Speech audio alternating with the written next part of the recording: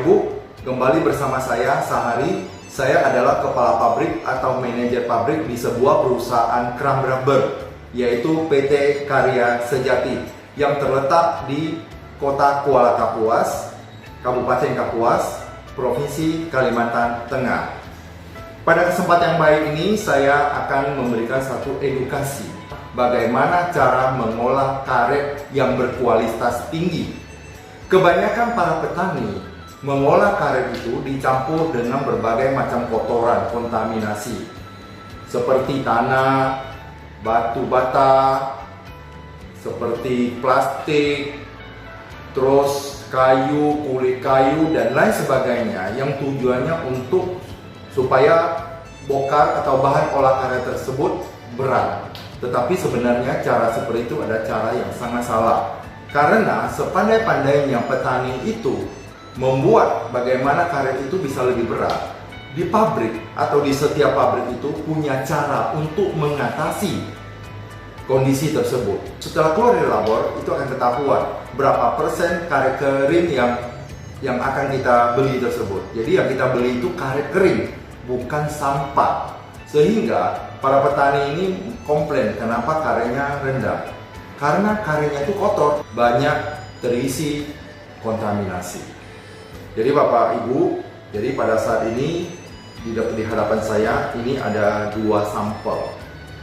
Sampel yang pertama ini, ya, ini sudah keluar dari labor dan kita sudah tahu berapa persentasenya. Sampel yang pertama ini, karetnya ini kurang bagus. Ini adalah karet rendaman. Coba kita perhatikan, ketika kita tarik, terasa kelumer, karetnya lembek dan lengket. Ini adalah karet rendaman dan persentasenya tidak tinggi, hanya 42,56%. Berarti ini termasuk rendah. Ini sudah termasuk grade yang sangat rendah, yaitu grade C, yakni karet rendaman. Yang kedua, ini adalah karet yang sangat bagus. Kalau kita lihat, dia sangat keras, sangat elastis sekali. Ya, sangat elastis. Ditarik-tarik agak keras dan tidak lengket. Dan ini persentasenya adalah 51,87%. Ini termasuk grade B. Nah, karet seperti ini yang kita harapkan.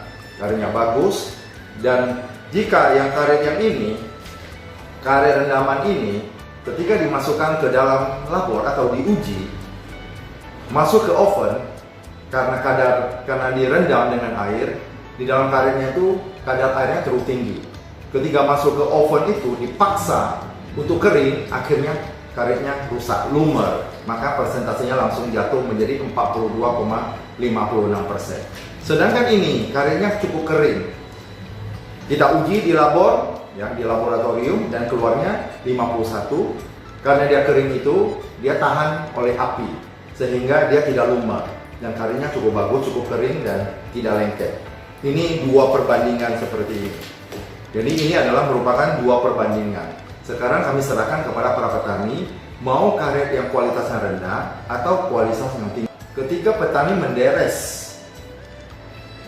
latek, yang keluarnya latek dan dibekukan, dan itu disimpan lebih kurang 1-2 minggu, biar semua airnya di dalam bokar itu mengalir keluar, dan bokar itu sudah siap untuk dibawa ke industri. Bokar yang bagus tetapi kadar airnya tinggi, kita masukkan di dalam grade C. Bokar itu ada 3 macam, yang grade A, grade B, dan grade C. Setiap pabrik berbeda kadarnya. Untuk yang grade A itu adalah 55% ke atas. Sedangkan yang grade B adalah 50-55%. Di bawah 50% kita kategorikan grade C.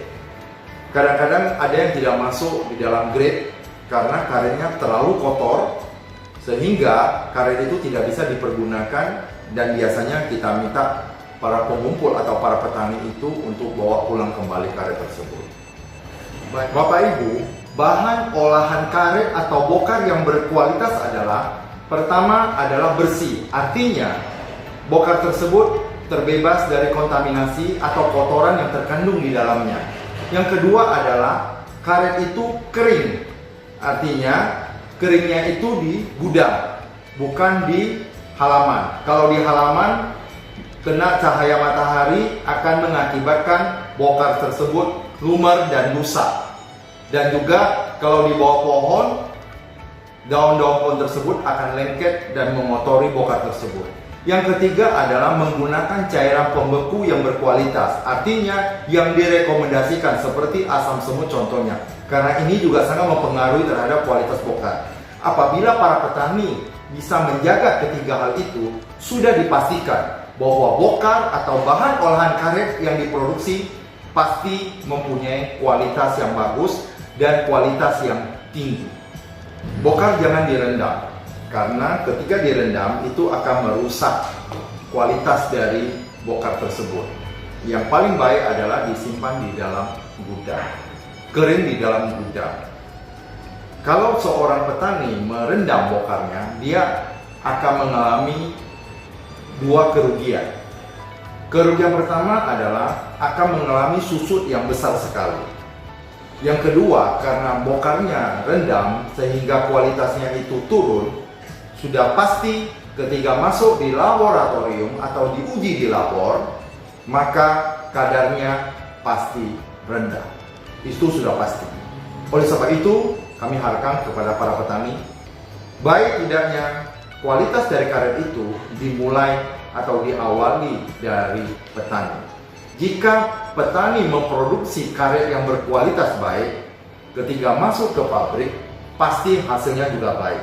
Ketika mereka membawa bokar yang kualitas baik, ketika dites, hasilnya pasti bagus.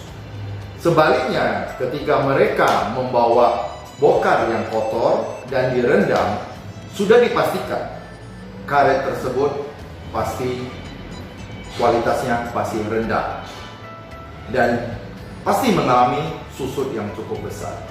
Baik Bapak Ibu, inilah edukasi saya mengenai bagaimana cara mengolah bokar yang baik dan berkualitas. Semoga video ini bisa menjadi pedoman bagi Bapak Ibu sehingga Bapak Ibu bisa ke depan bisa mengolah karet yang lebih baik. Terima kasih, salam sukses.